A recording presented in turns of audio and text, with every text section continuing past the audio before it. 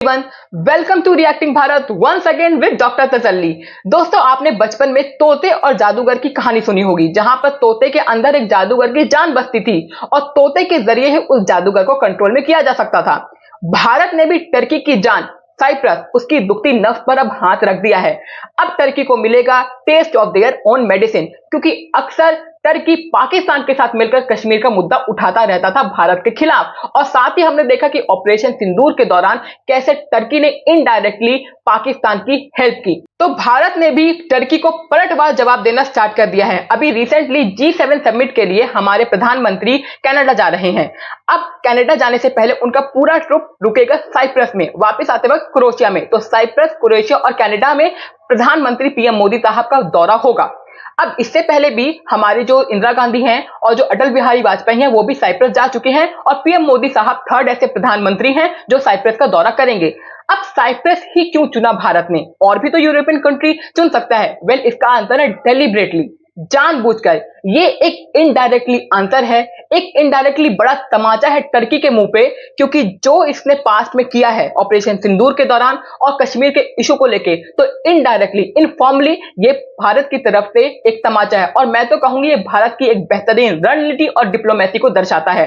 तो चलिए देखते हैं कि पाकिस्तान के दोस्त को, तथा कथित दोस्त को, टर्की को जब इतना भारत ने चोट दिया है, तो इससे पाकिस्तान के लोगों का क्या रिएक्शन है ऑन नायला पाकिस्तानी शो। तो let's get in the video. Hello friend, मैं शाइला खान और आप देख रहे हैं one and only Naila Pakistani reaction. दोस्तों, आज हम बात करेंगे वर्ल्ड अफेयर पे G7 समिट जो कि कनाडा इस दफा होस्ट कर रहे हैं।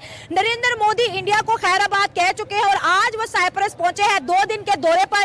साइप्रस वो मुल्क है जिसका नाम लेते ही टर्की के पेट में दर्द होने लगता है, क्योंकि नॉर्थर्न साइप्रस की अगर बात करें तो वो टर्की ने ऑक्युपाई किया हुआ है और इंडिया अक्सर जो है यूनाइटेड नेशन में साइप्रस को आजादी दिलाने की बात करता है। ये सरासर जो है टर्की को प्रेशराइज करने की कोशिश की जा रही है। नरेंद्र मोदी का ये विजिट टर्की के लिए ओपन चैलेंज है कि अगर तुम पाकिस्तान के साथ मिलकर कश्मीर को सपोर्ट करोगे तो हम जो है साइप्रस को सपोर्ट करेंगे और साइप्रस की जो आजादी की मूवमेंट है उसको तेज करेंगे। और टर्की को इस तरह जी कश्मीर के बाद टर्की को टारगेट किया जा रहा है नरेंद्र मोदी की तरफ से। साइप्रस का ये दौरा आपके सामने शेयर कर रहे हैं। रेड कार्पेट पे वेलकम होता है। साइप्रस एक आइलैंड है और इसके जो है प्रेसिडेंट नरेंद्र मोदी को रिसीव करने आते हैं। ये 2 दिन का जो दौरा है जियोपॉलिटिकली बहुत ज्यादा इंपॉर्टेंट बताया जा रहा है और टर्की का क्या रिएक्शन आएगा इस 2 दिन के दौरे के बाद, ये भी आपके साथ डिस्कस करेंगे। जिन फ्रेंड ने अभी तक चैनल सब्सक्राइब नहीं किया, मेरे चैनल को सब्सक्राइब करें, वीडियो को लाइक करें, इंस्टा और एफबी पर जरूर। जी, सबसे पहले तो बहुत शुक्रिया। जहाँ तक आपका क्वेश्चन है उसके ऊपर साइप्रस के हम बात करें तो उसमें ये एक अंडरस्टूड बात है। डेफिनेटली जब आपका एक स्टेट टू स्टेट विजिट होता है तो ये एक आपकी डिप्लोमेटिक सक्सेस होती है। एग्री। जिसके ऊपर आपका विजिट कंफर्म होता है। फिर उसकी जब एग्जीक्यूशन होती है तो वो उसकी सक्सेस एक और नेक्स्ट स्टेप में चली जाती है। मतलब आपकी जो बायलैटरल टाइज हैं वो थोड़ी और स्ट्रांग होती हैं। आपका एक इनडायरेक्ट मैसेज जा रहा होता है to your enemies, to your non allies and to the world कि what exactly we are going to do in the future और हम प्लान क्या कर रहे हैं। और कुछ अनसेड जो है ना चीज़ें होती हैं जो इस तरह से एड्रेस की जाती हैं। तो नरेंद्र मोदी विजिट कर रहे हैं साइप्रस का। साइप्रस की स्टोरी जैसे आपको पता है कि टर्की जो है साइप्रस को रूल करता है, north part of Cyprus.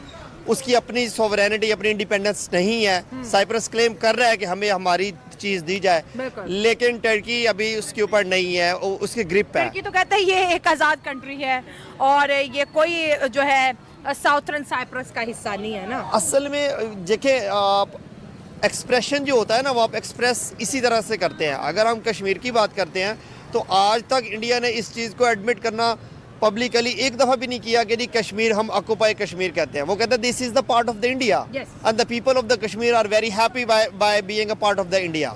So they don't consider it as a independent state और एज अ इंडिपेंडेंट कंट्री और व्हाटएवर।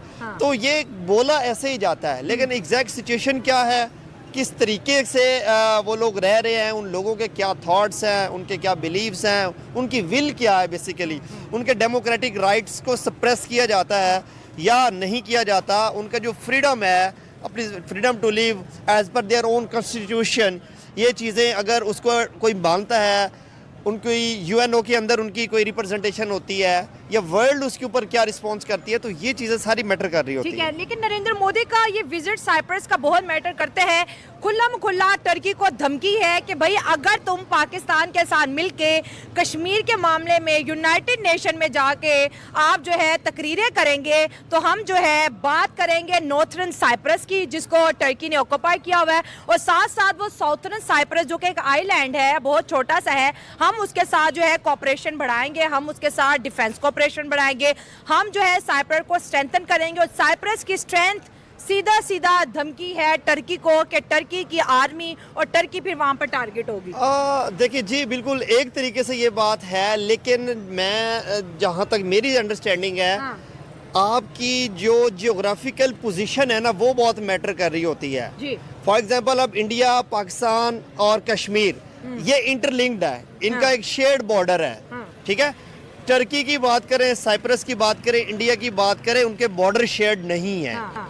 अच्छा, और अगर आप इंडिया ये क्लेम भी कर ले कि हाँ कि हम साइप्रस को आजाद कराएंगे, एम्पावर करेंगे, उनकी सपोर्ट करेंगे, उनके साथ हर तरह से उनके साथ आप खड़े होंगे, लेकिन आपने ये देखना है कि आपको साइप्रस, इंडिया से उड़कर साइप्रस जाने के लिए एयर स्पेस किसकी यूज करनी है, बीच में क्या चीज आती है। लेकिन इंडिया पॉलिटिकली करेगा ना, साइप्रस को पैसा दे देगा, साइप्रस को हथियार दे देगा, और सबसे बड़ी बात इंडिया यूनाइटेड नेशन में साइप्रस की बात करता है। और देखिए अभी दुनिया की बड़ी डेमोक्रेसी है, यूनाइटेड नेशन की परमानेंट सीट यानी कि वीटो पावर भी इंडिया चाहता है, जिसके लिए वो बार बार अपील करता है। अगर इंडिया के पास वीटो पावर आ जाती है तो फिर टर्की और साइप्रस के मैटर को फिर जाहिर है इंडिया अपने पॉइंट ऑफ व्यू से देखेगा ना। देखिए जब वीटो पावर आएगी तो once you are empowered then you are more जो है ना, आप ज्यादा हो जाते हैं, बोल्ड हो जाते हैं, ब्लंट भी ज्यादा हो जाते हैं। तो ये अभी अजम्पशन के ऊपर ये तो बात करना मेरे ख्याल में मुनासिब नहीं है। जब आएगी उसके क्या इम्प्लीकेशंस करेंगे, उस पावर को यूटिलाइज कैसे करेंगे,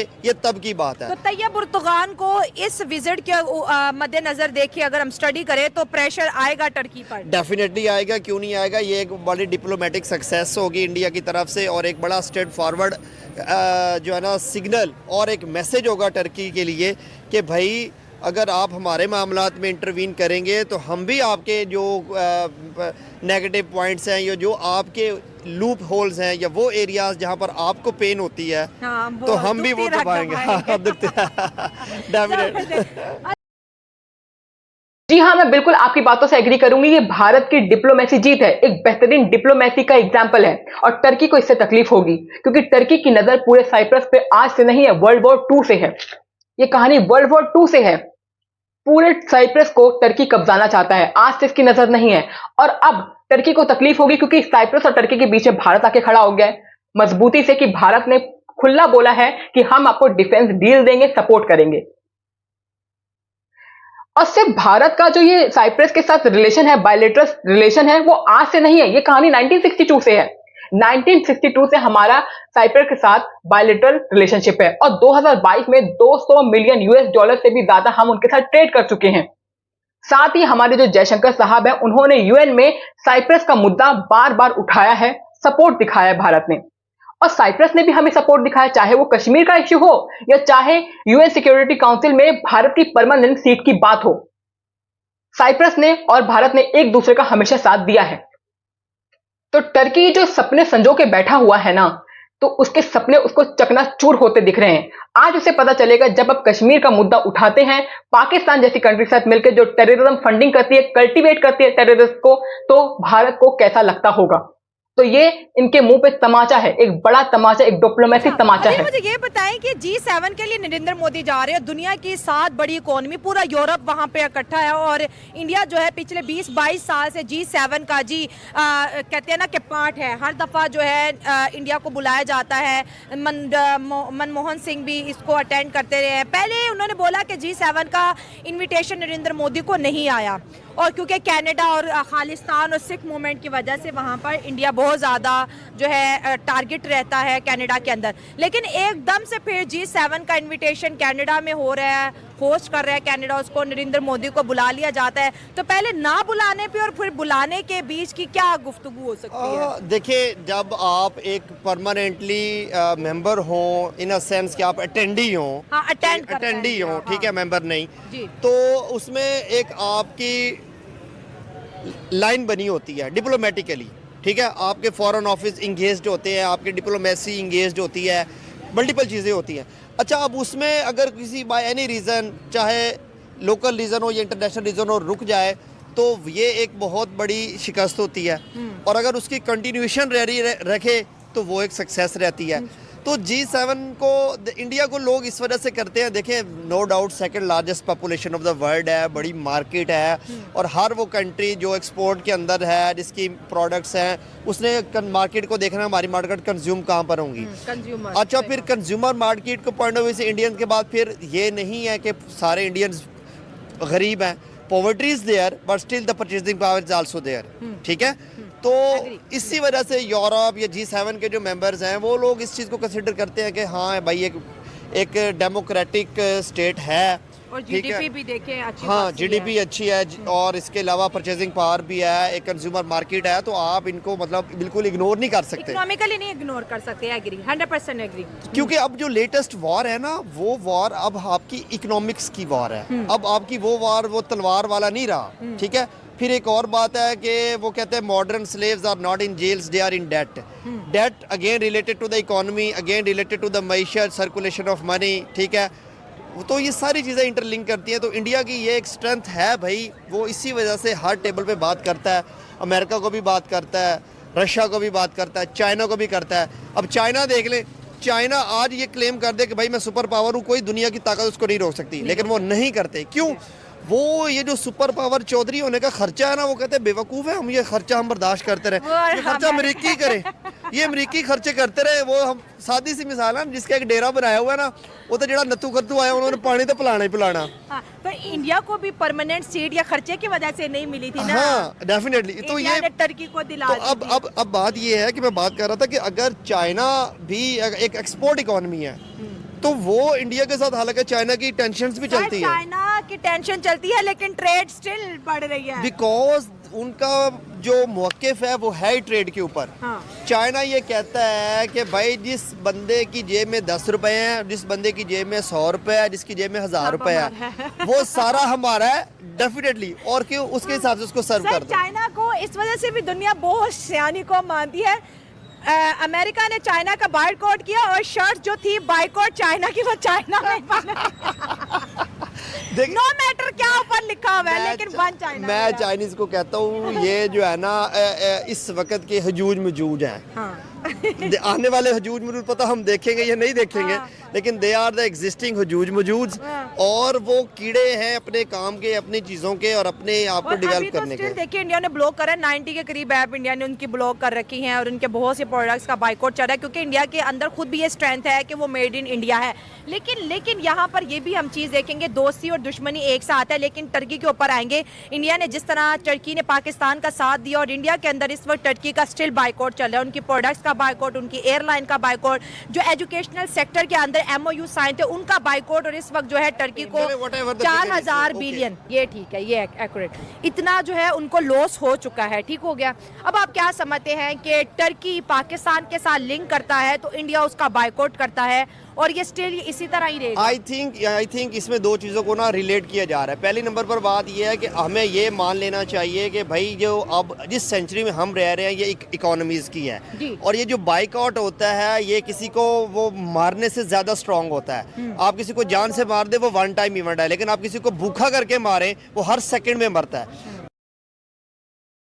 देखिए, इंडिया और कनाडा का कोई बड़ा कॉन्फ्लिक्ट नहीं था, एक वक्ती कॉन्फ्लिक्ट था, एक डिप्लोमेटिक कॉन्फ्लिक्ट था जब ट्रूडो की सरकार थी। लेकिन जब से सरकार चेंज हुई है, गवर्नमेंट चेंज हुई है, उनकी पॉलिसी में भी चेंज आया है। शायद कनाडा को ये समझ आ गया है कि अगर टेररिज्म को सपोर्ट किया तो इनका हाल भी पाकिस्तान की तरह हो जाएगा। एक तरफ पूरे वर्ल्ड में थूथू, दूसरी तरफ हाथ में कटोरा भीख मांगने के लिए। शायद कनाडा इस चीज को समझ चुका है। कुछ टाइम पहले ट्रूडो की जब सरकार थी तब खालिस्तान के इशू को लेकर कॉन्फ्लिक्ट था, लेकिन जब से सरकार चेंज हुई है तो उनकी पॉलिसीज में चेंज आया है। और अभी जो कनाडा के करंट पीएम है मार्क कैनरी, उन्होंने खास तौर पर पीएम मोदी साहब को इनवाइट किया है G7 समिट के लिए। देखिए, इंडिया एक G7 समिट का मेंबर नहीं है, लेकिन एक चीफ गेस्ट, बतौर चीफ गेस्ट हर साल निमंत्रण उसको मिलता है, क्योंकि इंडिया सिर्फ अपने आप को अकेला रिप्रेजेंट नहीं कर रहा। ग्लोबल साउथ, जितनी भी साउथ एशियन कंट्री है ना जो अभी डेवलप हो रही हैं, अभी जो डेवलपमेंट की राह पे चल रही हैं उसको इंडिया रिप्रेजेंट करता है। तो अकेला इंडिया एज अ कंट्री अपने आप को रिप्रेजेंट नहीं कर रहा, पूरे ग्लोबल साउथ को रिप्रेजेंट कर रहा है। तो ये बहुत ही अहम रोल निभाता है G7 समिट में इंडिया, भारत। तो भारत को आप इग्नोर नहीं कर सकते, ठीक है, भारत को आप इग्नोर करके कोई सबमिट नहीं करवा सकते हो। तो कनाडा ये वक्त रहते समझ गया कि इंडिया से अलग होकर हम अपनी डिप्लोमेसी को कामयाब या कारागार नहीं कर सकते। एक तो हमारी पॉपुलेशन है वहां पर, साथ ही पूरे वर्ल्ड में जो भारत का इन्फ्लुएंस है, सिर्फ भारत का नहीं, पूरे ग्लोबल साउथ का जो भारत के साथ इन्फ्लुएंस है उसको भी नजरअंदाज कनाडा नहीं कर सकता है। किसी की प्रॉस्पेरिटी, किसी के साथ ट्रेड एक्सपोर्ट वो आप रोक लेते हैं तो आपकी करेंसी जो ऑफशोर जा रही है, ट्रेड हो रही है, वो सारी चीज़ें रुक जाती हैं। तो इस वजह से बहुत बड़ा स्ट्रॉन्ग प्रेशर आता है इन चीज़ों का। तो इंडिया अगर ये काम कर रहा है तो अगेन ये उनकी अपनी एक पॉलिसी है और वो अपने दुश्मन को ये जो समझते हैं उनको एक स्ट्रॉन्ग मैसेज दे रहे हैं। तो ऐसा ही चल रहा है आजकल, क्योंकि अब मैशत की जंग है। आप कहेंगे हम आपके साथ लड़ेंगे नहीं, हम आपके साथ ट्रेड रोक देंगे, तो वो एक लड़ने के बराबर हो जाता है। लेकिन देखिए टर्की ने हमारा साथ दिया है इंडिया के खिलाफ, तो इंडिया ओपनली बोलता है कि टर्की हमारा एनिमी है। आई थिंक ये वो अंगूर खट्टे वाला हिसाब है। हाँ। इंडिया को अगर पाकिस्तान से मसला है तो वो डायरेक्ट आए ना।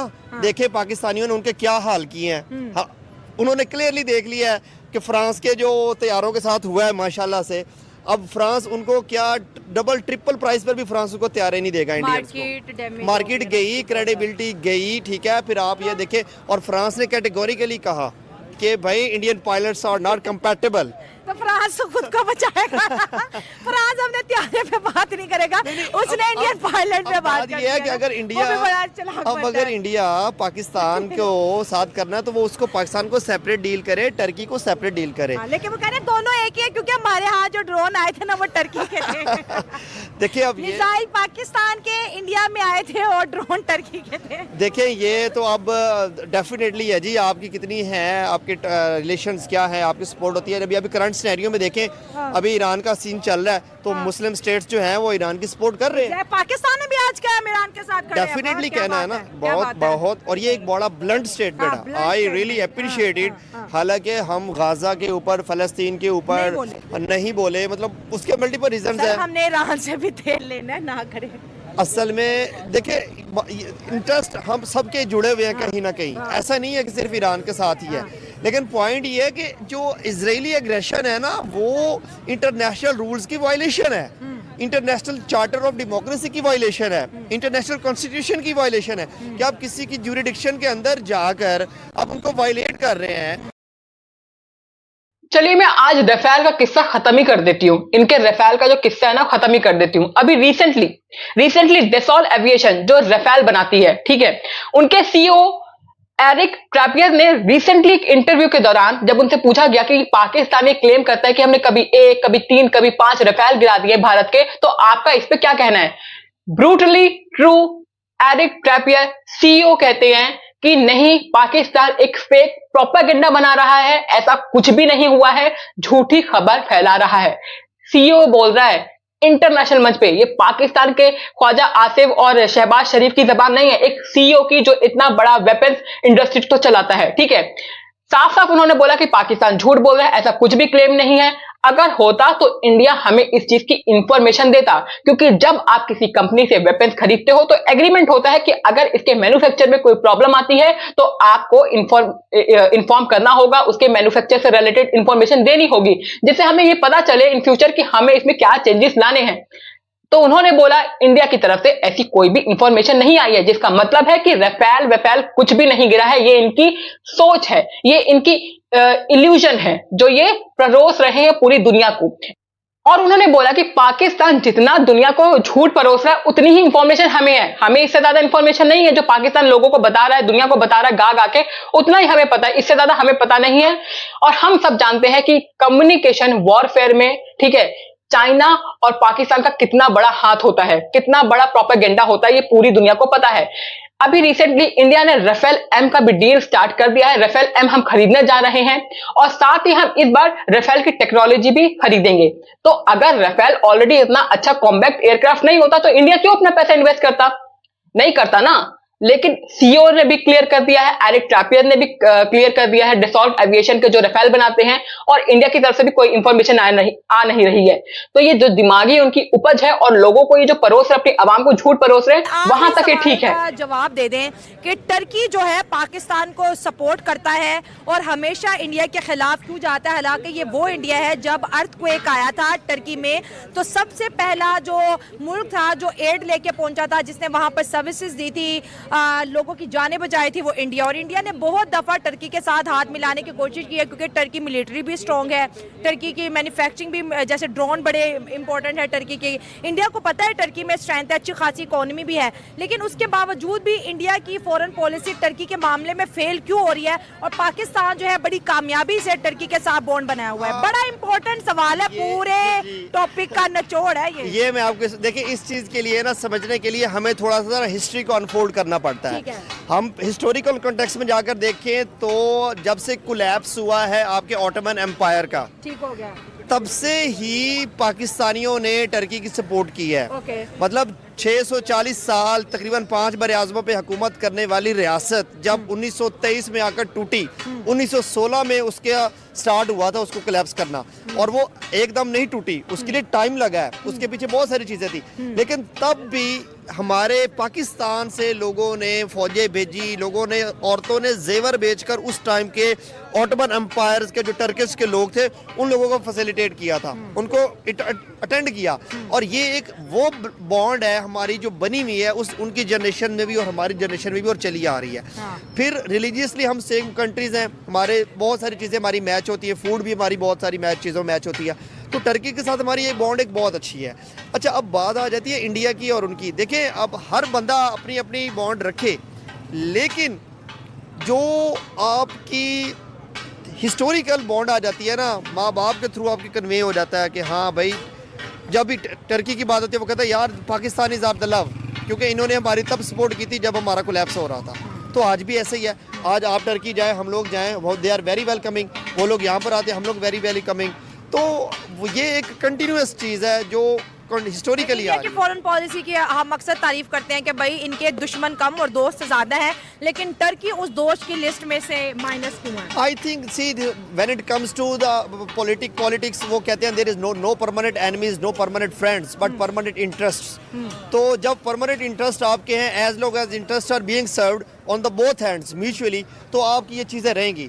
अगर टर्की को कुछ फ़ायदा मिलेगा इंडिया से, वो कर रहा होगा, इंडिया को फ़ायदा मिला टर्की, तो ये चीज़ें चलती रहेंगी, क्योंकि ये इंटरेस्ट की बात है। बाकी परमानेंट दुश्मन, ये आइसोलेटेड आप नहीं होकर रह सकते। दुनिया ग्लोबल विलेज बन चुकी है, डिजिटलाइजेशन आ गई है, आप एक सुकड़ कर ऐसे ग्लोबल विलेज, ग्लोबल सिटीजन बन गए हैं, तो आइसोलेशन रहना तो कोई सर, एक ये बात भी है ना कि इंडिया ने बोला कि हम टर्की के भी 2 टुकड़े करें, हम कुर्दों को सपोर्ट करेंगे जो कहते हैं हमने तुर्क से आज़ादी लेनी, वो कह रहे हैं कि चले आप कश्मीर को करेंगे, हम कुर्दों को करेंगे और वहां से हम साइप्रस को करेंगे। आप देखें ना, इनका भी, इंडिया का भी नेटवर्क टर्की के अंदर बड़ी तेजी से फैल रहा है ना, और ओपनली कहते हैं हम तोड़ेंगे तुम लोगों को। देखिए ये सेम वही बलोचिस्तान वाला सीन चल रहा है। ऐसे ही है बेसिकली। जब भी किसी चीज़ को तोड़ा जाता है या अगर उसको कोई नुकसान देना हो तो उसके पीछे आवाम भड़काओ, एक आधा पोर्शन जो है ना वहाँ से उसको जो बर्निंग होता है उनको इग्नाइट किया जाता है बेसिकली, ठीक है, तो वहाँ से चीज़ें उठती हैं। तो ठीक है, क्लेम करने में है, लेकिन ऐसी बात नहीं है कि टर्की ये, अगर इंडिया उस साइड पर इंगेज होता है तो मेरे ख्याल में पाकिस्तान के पास बेस्ट अपॉर्चुनिटी होगी वो दूसरी साइड पे कश्मीर वाले एरिया पे प्ले करे। देखिए, चोर चोर मौसेरे भाई, पाकिस्तान की चोरी है कश्मीर और टर्की की चोरी है साइप्रस। अब दोनों एक दूसरे की मदद करने में लगे हुए हैं।